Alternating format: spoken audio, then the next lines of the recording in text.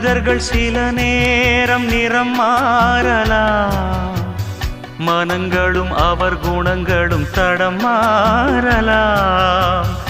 இலக்கணம் சில நேரம் பிழையாகலாம்,